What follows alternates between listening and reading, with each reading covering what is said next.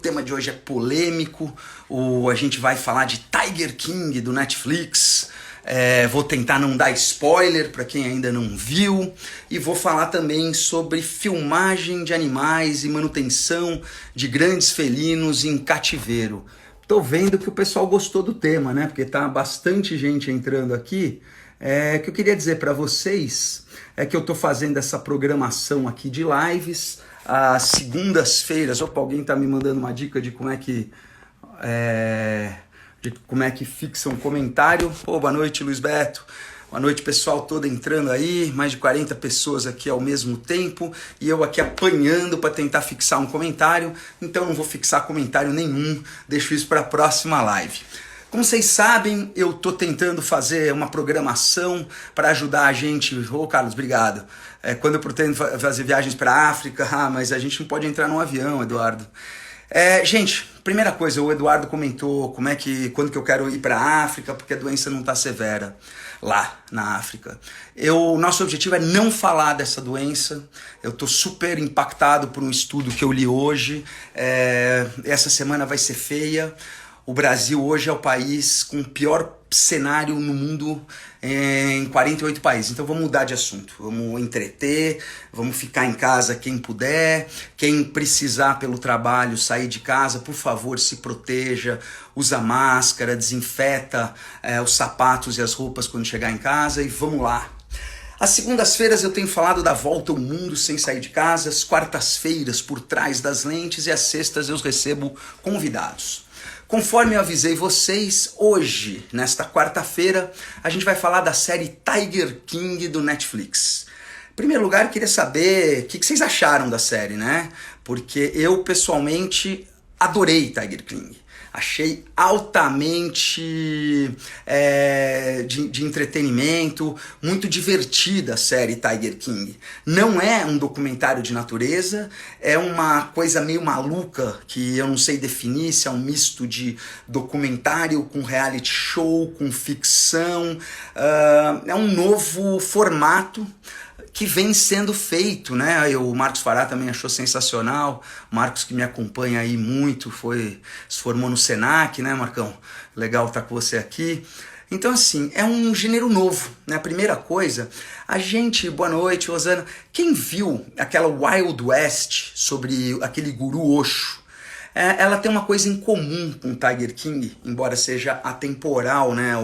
Essa é uma série que se passou nos anos 70 do Osho, que eu tô falando, o Tiger King aqui mais recente. Mas o que eles têm em comum, em termos de formato, é que são séries nas quais o produtor teve acesso... Ixi, tô bagunçando um pouco a linha de raciocínio, deixa eu ser mais direto. Essas séries têm em comum que elas pegam imagens, de uma grande quantidade de imagens, e depois transformam num roteiro de entretenimento com uma pegada documental. Basicamente é isso. Então vamos falar um pouco de Tiger King. Quem assistiu no Netflix deve ter visto, já eu vou falar um pouco mais do conteúdo, mas tentando, dentro do possível, não dar spoiler. Mas o que essa série tem de curiosa é que ela começou de uma forma completamente diferente. Juliana, eu vou falar do protagonista bastante, né? Dos protagonistas. Só tô começando a história do começo. Confere, o cara era um bandido mesmo, tanto que tá preso. Lá nos Estados Unidos não tem mamata, não. Bandido vai pra cadeia e o cara tá preso corretamente, mas a gente já vai falar do cara. Vamos por partes. Primeira coisa, como começou a série, né? Uma documentarista, Rebecca Scheiklin, foi chamada por um preservacionista chamado Eric Goode para fazer um documentário sobre, acreditem se quiser, contrabando de répteis. Isso mesmo. O Eric Goode, que é um dos realizadores de Tiger King, ele é um conservacionista norte-americano que fundou um movimento de preservação de tartarugas. E ele chamou a Rebecca Scheiklin, que é uma documentarista premiada, você vê no IMDb dela, que é o currículo dos cineastas, que ela já fez muitos documentários espaçados, então mostra que é uma pessoa muito séria nos seus projetos, que lança os projetos, depois dá 2, 3 anos desenvolvendo outro projeto, aí lança o outro projeto, Pois bem, essa mulher, o polaco entrou aí, teu cachorro melhorou, polaco? Pô, fiquei preocupado aquele dia que você me perguntou de Covid canino, eu não sabia responder. Me diz aí num comentário se seu cachorro melhorou. Pois bem, então a documentarista séria, junto com um conservacionista de répteis, começou a estudar esse mundo secreto do tráfico de animais nos Estados Unidos. Puxa, que bom saber que o cachorro do polaco tá sarado, porque teve suspeita de Covid. Então, durante essas filmagens, até tá editado nos episódios 4 ou 5, quando ele vai investigar um vendedor ilegal de répteis, ele se depara com uma caminhonete na Flórida, um estado super quente, e dentro da caminhonete que o cara vendia répteis, o filho de uma p... tinha um leopardo das neves. Silêncio. Leopardo das neves, um dos felinos mais ameaçados, um dos grandes felinos mais ameaçados do mundo, tá? É um animal que eu sonho algum dia ver nas planícies da Mongólia, do Paquistão, da China. Tem alguns lugares onde ainda existem esses, da Índia também, perto dos Himalaias, do Tibete. Existem alguns lugares onde a gente ainda consegue encontrar o leopardo das neves. Mas esse casal de documentarista e par de documentaristas, não são casados, estão investigando o tráfico de répteis e dão de cara com a venda de um leopardo das neves. Eles entram em estado de choque. E mudam totalmente o filme deles. Só, meu Deus, o que é isso? Estão traficando o leopardo das neves aqui nos Estados Unidos, vamos falar dos felinos. E aí, no meio das filmagens, o filme sofre uma guinada e começa a investigar inicialmente o mercado de pet exótico, exotic pet, né, animal de estimação exótico, focado nesses road zoos, como eles chamam, esses zoológicos de estrada, onde as pessoas levam filhotinhos de tigre para serem acariciados e um turista tirar foto. Então a primeira coisa, antes de dar prosseguimento nessa live, eu falo para você, meu amigo que está me assistindo, não contribuam com esse tipo de atividade criminosa. Não deem dinheiro para SeaWorld, para fazer foto beijando golfinho. Não entre no zoológico de Wuhan, lá na Argentina. Não para nos Estados Unidos. Quando você paga na África do Sul, um monte de famoso postando, dando beijinho em leão e em guepardo.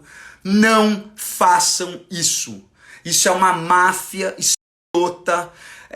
Que reproduz os bichinhos para eles servirem de tirar uma fotinho no colo, e quando eles atingem uma idade que eles não são mais rentáveis, eles são mortos. Então assim, esse tipo de operação de você pegar um animal e colocar ele para turista, para tirar foto, não deve ser feito. O Rick, eu também já fiz com golfinho. Todo mundo errou, só que hoje a gente tem outra consciência. Quando eu era criança, eu ia com meu pai no circo e o cara dava chicotada no tigre e fazia ele saltar no meio de um arco de fogo e a gente batia a palma. Hoje a gente sabe que esse animal é submetido a maus tratos, imagina o desespero dele para enfrentar um arco de fogo, que é o instinto oposto do instinto que o bicho tem. Então, quando começam a investigar essa máfia de tigres nos Estados Unidos, quem vai ver a série, eles se deparam com dois personagens centrais absolutamente fascinantes enquanto personagens.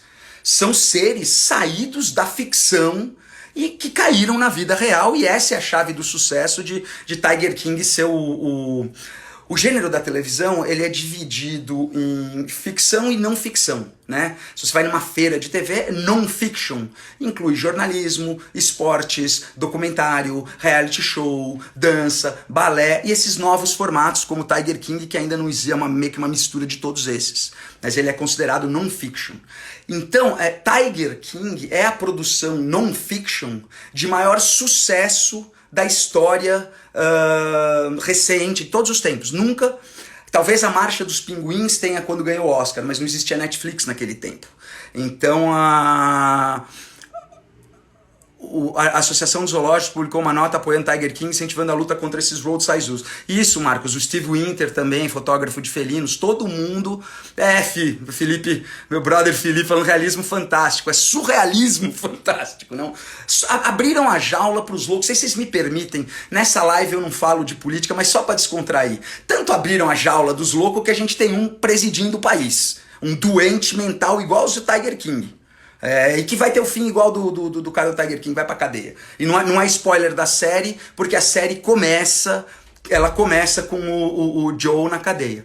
Pois bem, esse casal de documentaristas que estava seguindo a questão do tráfico de répteis, se deparou com o tráfico de grandes felinos e começou a fazer uma investigação no seu documentário e encontrou dois personagens centrais, que eu tô falando, que são esses malucos saídos de algum show de horror. Um deles é o Joe Exotic. Ele é dono de um zoológico, ele tem um mullet, aquele cabelinho curto aqui, comprido aqui, é assumidamente homossexual e armamentista, anda o tempo todo com um revólver na cintura e dá tiro em tudo, e tem uma personalidade ególatra, com algum traço de esquizofrenia, e eu precisava de um PhD em psicologia para identificar um pouco quais as patologias presentes no Joe Exotic, que são uma coleção aí de patologias. Ele é um doido varrido que tem um zoológico onde ele ganha dinheiro com as pessoas tirando fotinho com tigre, e ele começa a ter delírios de grandeza. Então, num momento ele quer virar cantor, aí ele grava um videoclipe tocando violão com os tigres, mas com a voz de outro cantor. No outro momento ele resolve virar governador e sai candidato nas eleições. É um cara completamente desequilibrado, enfim. E que tem uma tragédia, vou tentar não dar spoiler para quem for assistir a série, mas ele vive um relacionamento bígamo e acontece uma tragédia com um dos dois maridos dele, e a partir daí ele sai da realidade completamente. O Joe Exotic é um caso. O contraponto, como todo filme de natureza, todo filme de ficção e todo filme que você vai criar um arco dramático, você precisa do herói e do vilão. Ele começa a criar nesse herói improvável e doente um herói que ao longo da trajetória vai se perdendo, e ele acha uma antagonista que é a Carole Baskin. Essa mulher ficou tão famosa com Tiger King que existe uma sorveteria nos Estados Unidos chamada Baskin Robbins, é tipo um McDonald's do sorvete, é uma franquia, que em alguns estados eles puseram outdoor, escrito Baskin Robbins, nada a ver com Carole Baskin. Quer dizer, ela criou uma fama tão negativa para ela que a sorveteria precisou postar em outdoor de que ela não tem nada a ver com a personagem. Essa Carol é acusada de homicídio, tá? Ela é acusada de ter matado o ex-marido, e ela era uma criadora de animais exóticos, de grandes felinos também, para venda inicialmente. Esses dois antagonistas, eles são marcados por uma mudança de trajetória. A Carol, que não sei, ninguém sabe se é assassina, até agora pela justiça americana não é, ela passa a lidar com conservacionistas, para de manusear os felinos, depois de ter feito isso por anos e ganhar dinheiro com isso, e começa a defender que o centro dela, o Big Cat Rescue, é um local para que felinos retirados de zoológicos da beira da estrada, como o do Joe, de circos, de colecionadores particulares, tenham uma sobrevida melhor, já que esses animais não poderiam ser soltos na natureza, não sobreviveriam na natureza novamente, porque eles não aprenderam desde filhote a caçar e se virar sozinhos. Então a Carol, que tem uma origem igualzinha do Joe Exotic, faz uma revolução no modo de pensar dela e começa até a ter um centro decente, onde os animais têm uma condição melhor. Então, hoje em dia, falando português claro, assim, se eu fosse um tigre, eu preferia estar na Carol do que no Joe. Até porque o Joe foi comprovado, e é uma das razões que ele está preso, que quando os tigres chegavam num tamanho muito grande e ele não tinha como alimentar, ele dava um tiro na cabeça dos tigres. O Rick Pinheiro está perguntando se temos zoológicos desses no Brasil. Nós já vamos chegar lá. Era o que eu ia falar. Então, a gente está lidando com esses dois antagonistas que têm em comum felinos de cativeiro. E aí o filme, para quem for assistir, existe uma terceira operação de turismo com tigres que é... Ô Elton, obrigado, mas eu não sou biólogo, tá? Eu sou documentarista de natureza, mas convivi com os maiores pesquisadores do Brasil. Então eu fiz projeto Tubarão Coto Gadig, de golfinho com o José Martins, de onça com o Peter Crouch. Então, ao filmar um animal e conviver com um biólogo, eu vou aprendendo um pouquinho por osmose. Mas tem esse terceiro centro, que é o do Bhagavan, que é um centro que está meio que no meio do caminho desses dois, e entre eles fazem um escambo de filhote, venda de animal, se odeiam, mas no final é meio que um bolotô todo. Então a primeira coisa que a gente vai discutir aqui como ponto de partida, que se pergunta, é válido manter grandes felinos em cativeiro? Eu estou vendo aqui a Carmen falando, diga não ao cativeiro. Quase vou dizer não ao cativeiro. Eu digo não ao cativeiro como termos gerais, exceto... Ô Nano, Tiger King é o maior sucesso, tá na Netflix, é o maior sucesso de programação de não ficção. Os ursos do Ceará parece que um foi retirado de Canindé. Mas deixa eu terminar minha linha de raciocínio que eu estava falando quando a Carmen falou diga não ao cativeiro. Eu digo não ao cativeiro com uma exceção. Animais que não têm condições de sobreviver na natureza. Então, no oposto do Tiger King, você vai ter, como tem no Brasil, centros de reabilitação de animais silvestres ou criadouros conservacionistas, como o meu amigo Leandro Silveira, com o Instituto Onça Pintada, como o Next lá em Brasília, como a SOS a Mata Ciliar, aqui de Jundiaí, quando não tem como soltar um animal, precisa dar sobrevida para ele em cativeiro. Então, nessa condição, onde o animal, por exemplo, os primeiros filhotes de onça do Leandro, o Leandro do Instituto Onça Pintada, que é meu amigo pessoal, ele vivia de pesquisa de onça e um dia a autoridade ambiental local, o IBAMA, apareceu com 3 filhotes e deu para eles criarem. E aí o Leandro falou, uau, peraí. E aí ele e a Ana, a esposa, fizeram todo um esquema para conseguir criar e hoje eles são um criadouro conservacionista autorizado. Veja bem, não é aberto à visitação. Ninguém pode fazer fotinho agarrando os bichos. É um trabalho, por exemplo, agora na Argentina, em Iberá, estão reintroduzindo... Não é, Yuri. O Leandro não é o novo Tiger King. A gente já vai conversar disso. É disso que eu estou explicando.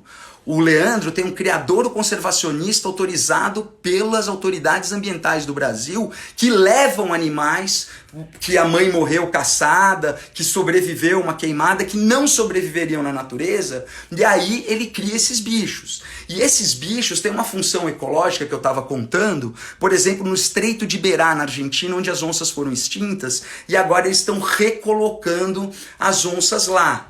A matriz genética, um dos animais veio do Leandro e foi até a Argentina. Então, quando solicitado por órgãos ambientais para fins de repovoamento ou de variedade genética, ele cria os animais para isso. Então tem um ponto de tremenda diferença entre uma operação comercial, como era a Carol no começo, Carol Baskins do filme, depois ela mudou e passou a ser um Big Cat Rescue para animais.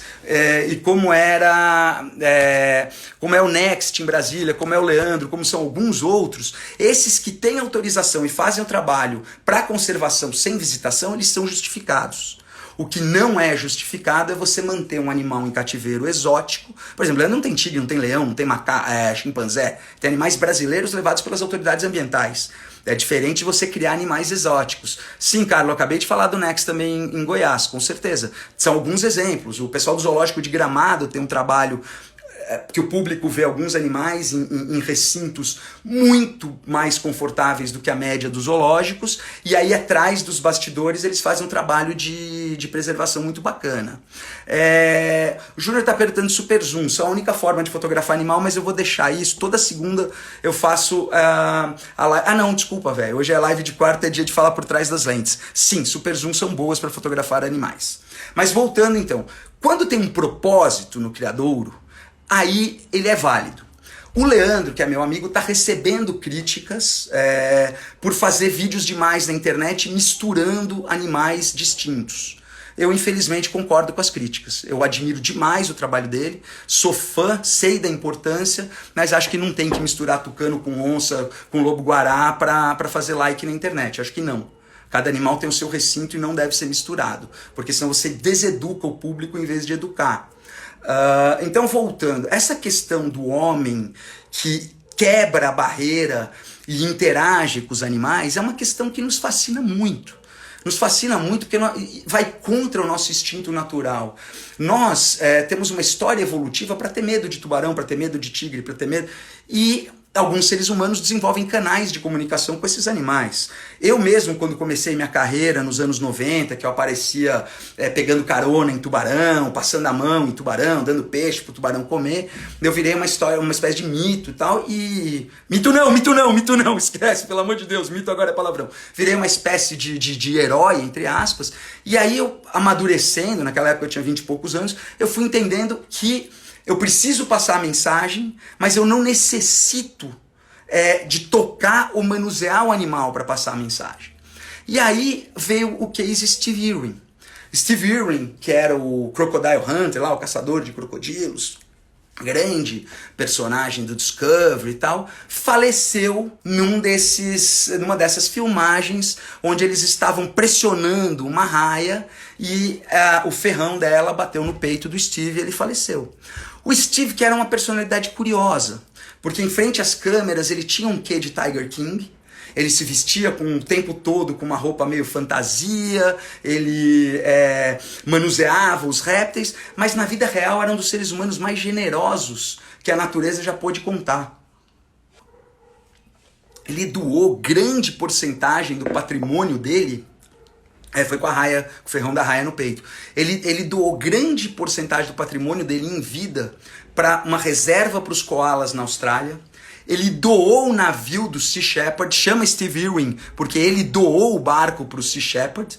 Então ele é um cara... Pensei que o Lawrence Welk era americano. Não, rapaz. É que é o... eu nasci na época do filme Lawrence da Arábia e meus pais gostaram. Não tem nada de americano. Aliás, fiz 8 anos do Domingão do Faustão em português. Não sou americano, não. Então, voltando ao que a gente estava falando do Tiger King. Então, assim, essa manipulação dá ibope. O exemplo é o Richard Rasmussen, que é um cara que dentro do espectro da conservação, de certa forma ele está do meu lado, que é o lado dos que amam o animal e querem o animal vivo, mas eu acho que ele deseduca o público ao agarrar tudo quanto é bicho. Eu viajando esse Brasilzão já conheci 3 ou 4 casos de pessoas, principalmente peões de fazenda, que tomaram mordida de jacaré, que tomaram mordida e tal, porque estavam tentando imitar o Richard. Então eu acho que quando você vai para frente da TV e dos veículos de massa e tal, você tem que ter uma coerência na sua mensagem. E a minha mensagem é preservar o animal, de preferência no seu habitat.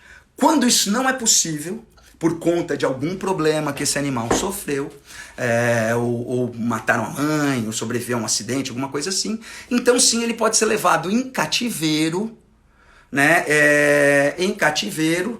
para ter uma sobrevida mais confortável, certo? Os circos e zoológicos que o Rick Pinheiro perguntou já estão proibidos no Brasil hoje. Embora, eu ia dar como exemplo negativo, nosso Tiger King foi o Beto Carreiro, que chicoteava tigre, botava roupa com purpurina, fazia o bicho pular no fogo. Isso é uma imbecilidade tremenda e, infelizmente, agora parece que os caras estão conseguindo abrir um zoológico aqui no interior, próximo a São Paulo, em Carapicuíba, mas a gente vai fazer de tudo para eles não conseguirem.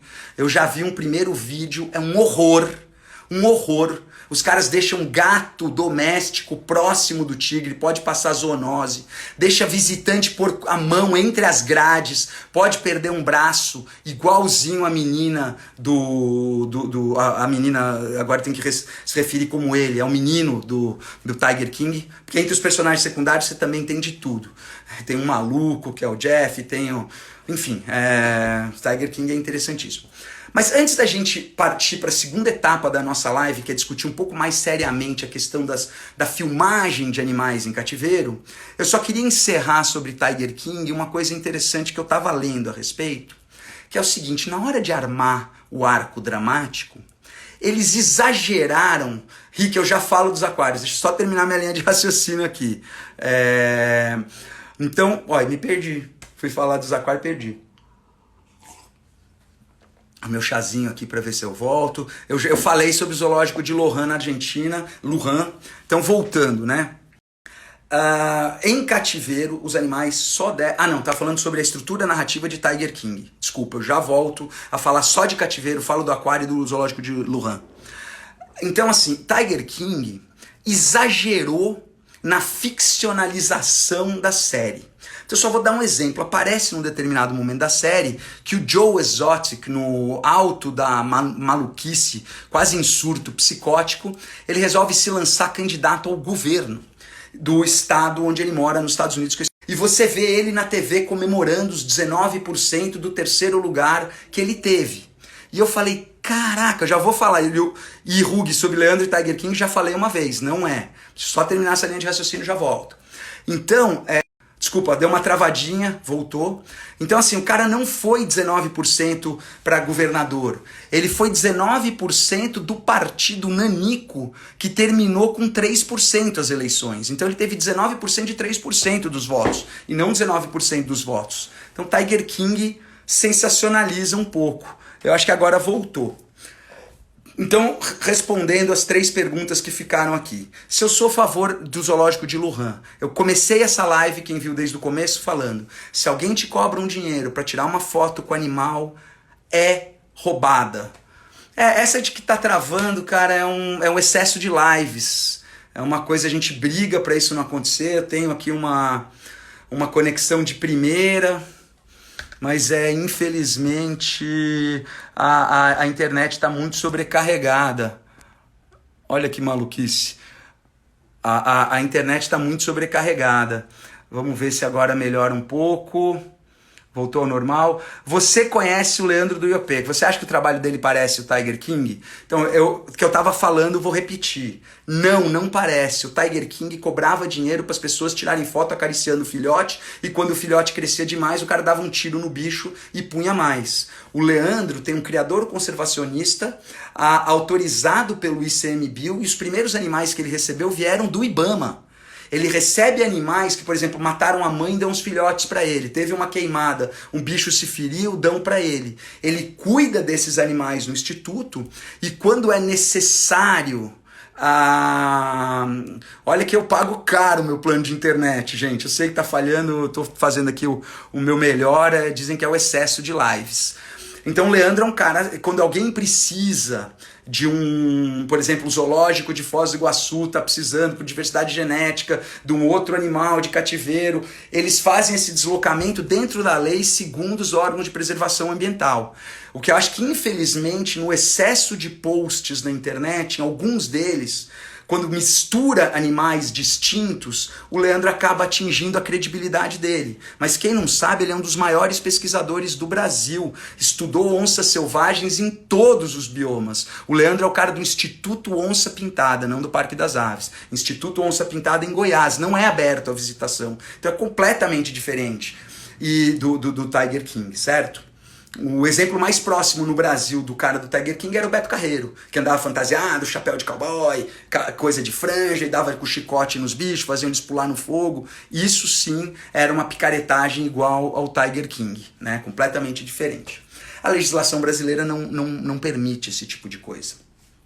Então, sobre aquários que o Rick tinha perguntado, eu sou a favor dos bons aquários. O aquário do Rio de Janeiro é um aquário que atende crianças das escolas da rede pública, faz educação ambiental com essas crianças. O Marcelo, fundador do aquário, é um visionário que passou 20 anos da vida dele tentando montar. Parque das Aves, em Foz do Iguaçu, tem um trabalho lindo de conservação de aves da Mata Atlântica.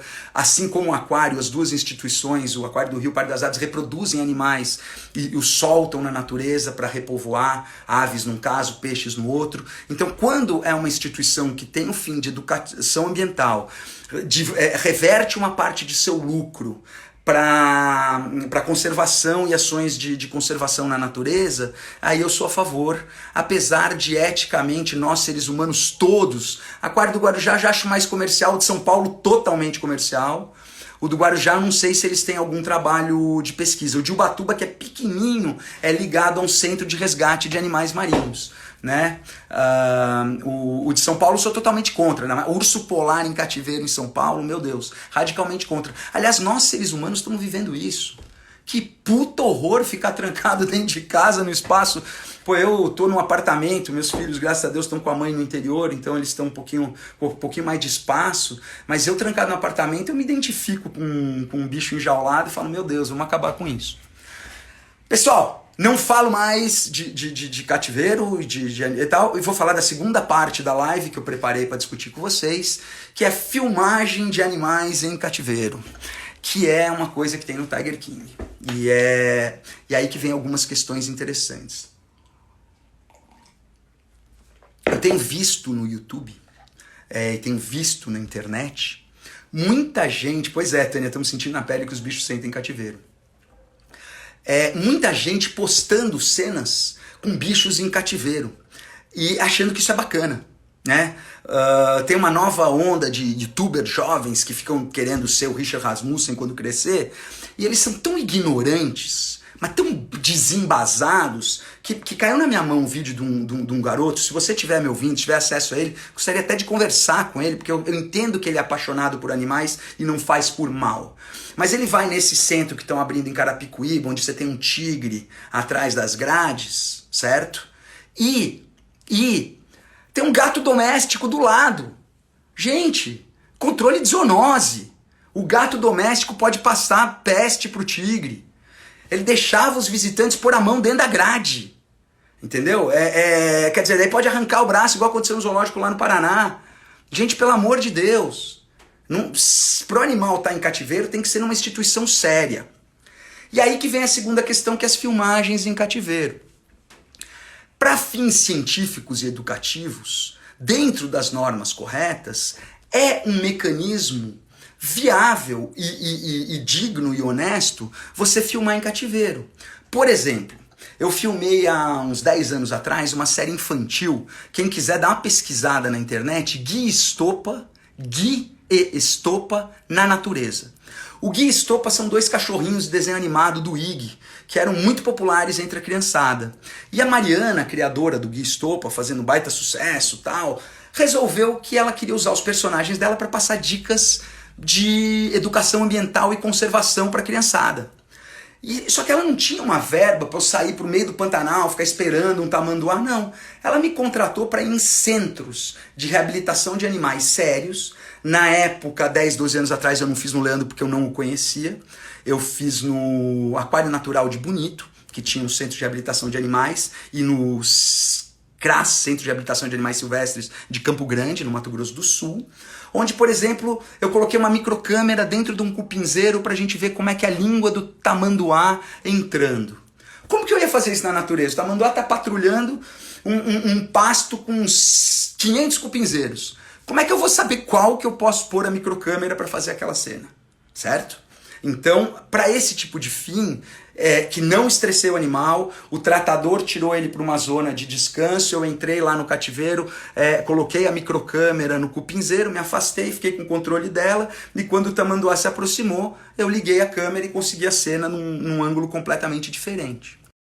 Anda muito em falta, né? A pessoa não tem muita ética. Por exemplo, quem assistiu meu filme Todas as Manhãs do Mundo, filme que você acha que um animal pode ser estudado em cativeiro? Com certeza, Carmen. Com certeza, cativeiros trouxeram novidades incríveis para a ciência. Desde que eles estejam em boas condições, você pode aprender muito sobre a biologia e ecologia do animal e aplicar esse aprendizado para preservá-los. E tem também a questão, eu não consigo completar a linha de raciocínio porque essa live tem muitos assuntos, mas só para terminar, ainda tem a questão do banco genético. A ararinha azul de Lear está sendo reintroduzida na Caatinga porque o zoológico de Frankfurt e um sheik árabe tinham coleções desses animais que foram usadas para se reproduzir e reintroduzir na natureza. O exemplo das orcas é o exemplo do oposto. Orca não pode ser mantida em cativeiro. Precisa de uma área grande demais e é uma crueldade manter um animal tão inteligente, tão social, numa área pequena. Mas eu estou falando da minha segunda etapa, que é a ética a ética da filmagem de animais. No meu filme Todas as Manhãs do Mundo, a gente passou quase 2 anos viajando os santuários naturais mais remotos do planeta para fazer esse filme para as crianças, né? Fizeram uma série de televisão e o filme. Ao longo do filme, 4 animais de mais de trocentos que aparecem filmados na natureza foram animais de centro de reabilitação. Eu digo para vocês, a coruja das neves, o elefante, aquele que está debaixo da água, que eu fiz na cena sub do elefante, a raposinha do... não, são 5 animais, a raposa, a cascavel e o lince. São 5 bichos feitos de centros de reabilitação. Os elefantes vivem soltos, então ali é um pouquinho mais fácil. A cascavel foi retirada de um terrário onde ela vive num centro de pesquisa e foi colocada para filmar no deserto, depois recolocada no terrário. Pois bem, a diferença ética nisso aí é que no final do filme, meu crédito primeiro começa assim: o elefante, a coruja das neves, a raposa, a cascavel e o lince foram filmados em cativeiro. Então, nesse momento que você é honesto com o público, eu não vejo problema. Eu não gosto de comprar um livro de um grande fotógrafo famoso e ver um gavião real na capa, arpia. E aí, quando eu olho com detalhe, eu vejo que tem um reflexo de grade na pupila dele. Então, se você vai filmar em cativeiro, seja honesto com o seu público. Você vai fotografar em cativeiro, seja honesto com o seu público e admita que você fez em cativeiro. Perguntaram aqui se muda o comportamento do animal em cativeiro. Com certeza. E aí, quanto maior o cativeiro, quanto melhores as condições, mais próximo de reproduzir as condições reais. É como a Abovo está falando para o Paulo que tinha perguntado. Alguns estudos em cativeiro são úteis. Por exemplo, sistema imunológico. Você quer saber, por exemplo, se o Covid afeta felinos silvestres? Você teve o caso dos tigres contaminados no zoológico de Nova York. Então, na hora que você começa a estudar alguns itens de alguns animais em cativeiro, você pode aplicar para a preservação desse animal em vida livre, correto? Então o cativeiro tem uma utilidade, mas como eu disse desde o começo, não se deve jamais capturar animais e colocar em cativeiro. Animais que, por questões externas, os pais foram mortos, a autoridade ambiental pegou, sobreviveu a um incêndio, sobreviveu a um atropelamento, nasceu num zoológico. Esses animais em cativeiro poderiam ser mantidos em cativeiro com as melhores condições possíveis, porque eles não sobreviveriam na natureza. E sempre, por exemplo, vocês estavam falando do Leandro agora há pouco, eu mesmo testemunhei um tamanduá que sobreviveu a uma queimada, já sabia viver silvestre, eles medicaram esse tamanduá com mínimo contato humano, e assim que as queimaduras ficaram boas, reintroduziram esse tamanduá no Parque Nacional. Já um tamanduá que perdeu a mãe, que não teve não teria chance de sobreviver na natureza, esse já é criado no centro. Antônio, eu não sei te responder de cabeça quantos anos vive um elefante, mas eu tenho a impressão que aquelas matriarcas passam dos 80 anos. É uma pergunta boa, cara. Eu vou até, enquanto a gente está aqui nessa live, vou ver quanto vive um elefante. A gente consegue ver na internet desde que a gente busque uma fonte séria e não uma fonte como Wikipedia, uma coisa assim, certo? Então, por exemplo, um elefante na savana, 60, 70 anos, o elefante da floresta, 60, 70 anos. 60, 70. Eu falei 80, talvez alguns casos raros, assim, né? Parque de São Carlos é uma referência, animais atropelados, abandonados, só da América do Sul. Maravilha, Andréia. Eu estive lá, meu mestre em filmagens de natureza, o Haroldo Paulo Júnior, o maior documentarista de natureza que já teve nesse país. Ele é de São Carlos, eu estive nesse centro com ele há muitos anos atrás. Tem a Mata Ciliar, tem esse centro de São Carlos. Tem várias pessoas fazendo esse trabalho muito sério. Antônio Costa, vou mandar um abraço com certeza. Elton, se eu prefiro filmar aves ou mamíferos? Ó, Andressa, você entrou agora, a gente passou a primeira metade da live falando de Joe Exotic e Tiger King. Então se você puder depois, a partir de amanhã vai estar salva no meu feed, dá uma assistida que falei tudo que tem a falar sobre o Joe Exotic. Mas voltando aqui, se eu prefiro filmar aves ou mamíferos, eu me especializei em predadores. Eu confesso que eu gosto a Lucélia falando que a minha fã é como David Attenborough. Peraí, David Attenborough, Jacques-Yves Cousteau são os mestres pioneiros das coisas que a gente faz. Cousteau no mar, Attenborough na terra. Eu tive o privilégio de assistir uma palestra dele. O fundador da BBC Natural History Unit, é o maior nome que tem. Mas o que você estava perguntando, então eu me especializei, o Elton falando se eu prefiro aves ou mamíferos, eu me especializei em predadores, mas eu filmo todo tipo de coisa. Agora eu acabei de fechar um trabalho quando acabar a pandemia, que eu vou filmar inseto para uma TV norte-americana. Uma espécie nova de louva-a-Deus. Então assim, tudo depende do que é o trabalho que a gente vai fazer. Eu fiz aquele filhote do Iraçu, da águia fantasma, a águia mais rara do Brasil. Para cada 20 ninhos de arpia localizados pelos cientistas, eles localizam um do Iraçu.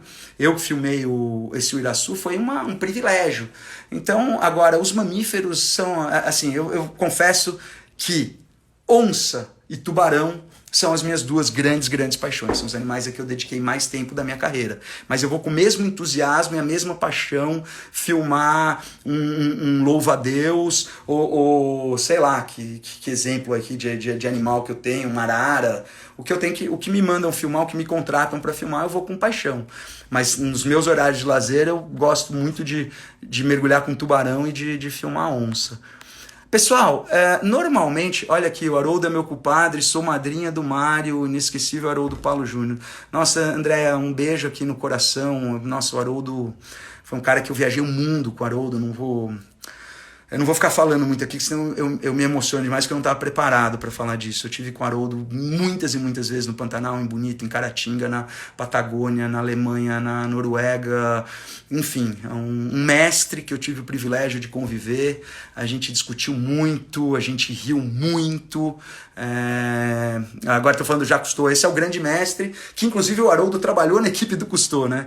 Quando o Cousteau veio para o Brasil. Então o Haroldo é um mestre, que Deus o tenha, que a família fique bem e que em breve a gente possa reconhecer o legado do maior documentarista de natureza do Brasil.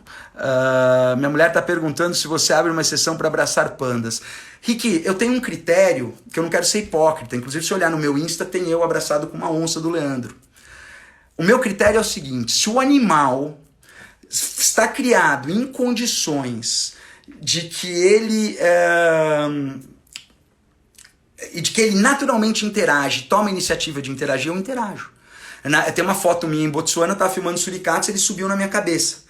Aí ele viu um chacal, que é um predador, apitou, né, assoviou, e todo o grupo de suricatos subiu na minha cabeça.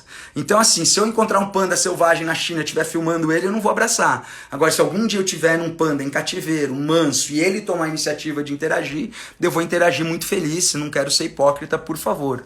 O Ronaldo perguntou, existe algum curso de especialização aqui no Brasil para cinégrafo subaquático? Puta, velho, não tem. Eu aprendi na raça. Algumas escolas de mergulho têm de fotografia, mas um bom curso de vídeo sub eu não vi. Recentemente me consultaram, querendo perguntar se eu não daria um curso desse. É que é tão difícil, velho, porque cada câmera é um jeito diferente de operar. E aí tem muitas questões, o público é muito heterogêneo. Então, por exemplo, eu daria um curso para um cinegrafista seco que não sabe mergulhar, eu tenho que explicar um monte de coisa de mergulho para o cara conseguir fazer imagem. Se eu dou um curso para um mergulhador excelente que não sabe filmar, eu tenho que ir para o básico da filmagem. Então, assim, não tem um curso muito bom. Só o curso da vida mesmo, né? Onde encontra o Iraçu, arpia. Arpia tem praticamente todos os biomas brasileiros, mas existem ninhos localizados onde é possível a visitação na Amazônia e no Pantanal. No Pantanal não, no estado do Mato Grosso.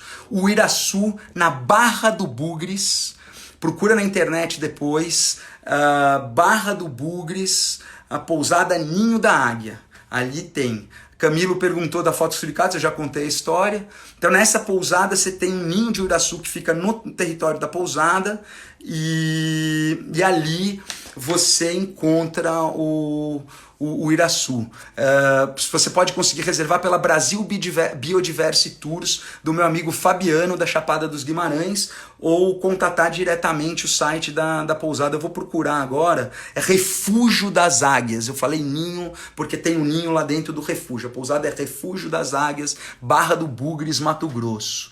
O Gilmar, gostei de tubarões por sua causa. Pô, obrigado, Gilmar. A gente levantou essa bandeira de preservar, de proteger um animal que era tão incompreendido. Já vou fazer uma live só de tubarões. Aí a gente conta toda essa história, como eu fui chamado de louco quando eu comecei a querer falar que era importante preservar os tubarões.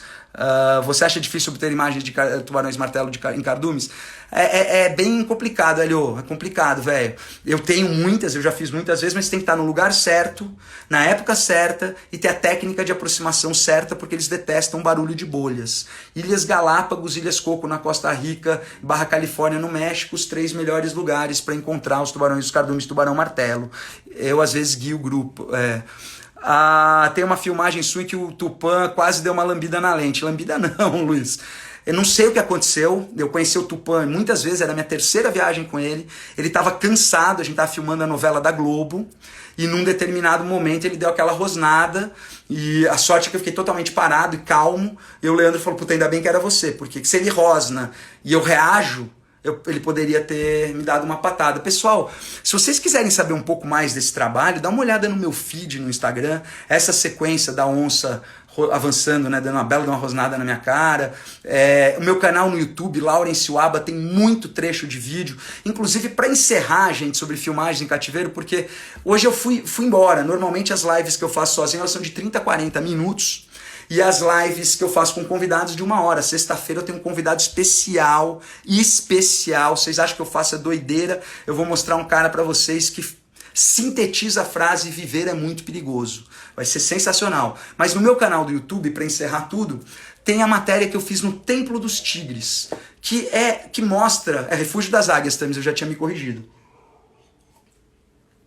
Refúgio das Águias na Barra do Bugres. Mas eu estive no Templo dos Tigres. Quando eu trabalhava no Domingão do Faustão, chegou essa pauta, parecia um conto de fadas. Um monge budista achou um filhote de tigre, criou ele na mamadeira, e eles viviam felizes, e aí começou a receber mais tigres, eles começaram a se reproduzir, você tinha um centro budista com tigres. Eu fui pra Tailândia para fazer essa matéria, e quando eu cheguei lá, o sexto sentido aqui falou, não, tem alguma coisa errada aqui. Eu senti que a vibe não era normal, eu senti que os animais estavam muito sonolentos. Eu mostrei algumas imagens para uns veterinários quando eu cheguei no Brasil, a gente ficou muito suspeito. Fiz a matéria no Faustão detonando. Tem uma sequência no meu canal do YouTube que mostra esse Templo dos Tigres e eu falo que eu acho que tem alguma coisa errada lá. E há 2 anos atrás os monges foram presos por tráfico de órgãos de tigres. Chegava a esse grau a baixaria e o absurdo. Gente, estou aqui preparando aqui para me despedir. O Júnior pergunta se as Compact Super Zoom têm bom resultado. Claro que tem, Júnior. Eu usei por muitos anos, como eu sou cinegrafista profissional, por muitos anos eu não tinha tempo direito de fotografar. Eu levava uma P510 da Nikon, que tem um super zoomzão, e eu usava para ficar fazendo fotinho nos intervalos das filmagens.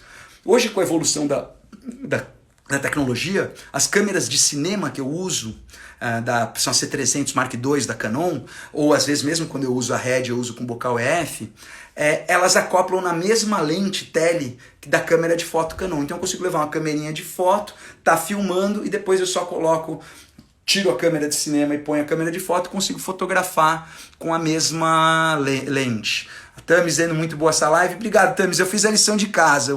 Eu pesquisei bastante. Espero que você tenha visto a primeira etapa, que eu falei muita coisa sobre o Tiger King, que era nosso objetivo inicial, né? E aí essa segunda metade estou falando sobre filmar os animais em cativeiro. Estou lendo o livro do Gabriel que você prefaciou, bem legal. O Gabriel é um médico, grande amigo, participou de uma live como convidado, dando dicas de saúde em tempo de quarentena. E olha quem entrou aqui, o Rafa Bride, malucão. Já vou te ligar, velho, que a live tá demorando mais.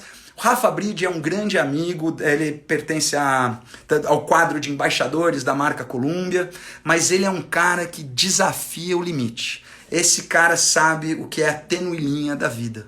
Ele é recordista... não vou falar mais. Rafa Bride é meu convidado de sexta, vocês vão ver uma live inacreditável. Vocês acham que o que eu faço é maluquice? Perto dele eu tô no jardim de infância, cara, eu tô brincando com meus tubarãozinhos brancos sem gaiola. O que ele faz é realmente impressionante. É um recordista sul-americano, mundial, interplanetário de slackline. A gente vai conhecer a história dele na sexta-feira. Então, olha, eu me despeço de vocês todos com gratidão pelas perguntas, por todo mundo que está acompanhando. Pessoal que chegou na segunda metade começou a falar, pô, o cara falou que ia falar de Tiger King e não falou. Eu passei as primeiras 35 minutos só falando de Tiger King. A live tá arquivada aqui, amanhã já vai estar no meu IGTV. Quando vocês quiserem, dê uma olhada. Boa noite a todos, fiquem em segurança e quem puder, gente, não sai de casa. Se não puder, saia com todos os cuidados, máscara, desinfeta os sapatos e a roupa quando voltar. Infelizmente, eu li um estudo hoje de um centro universitário britânico muito sério, analisando a situação de 48 países no mundo inteiro, e o Brasil é o pior. Esses 5 mil mortes que nós tivemos até agora, eles estão prevendo que vão haver 5 mil mortes esta semana. Então, fiquem em saúde, tomem cuidado e até sexta. Valeu!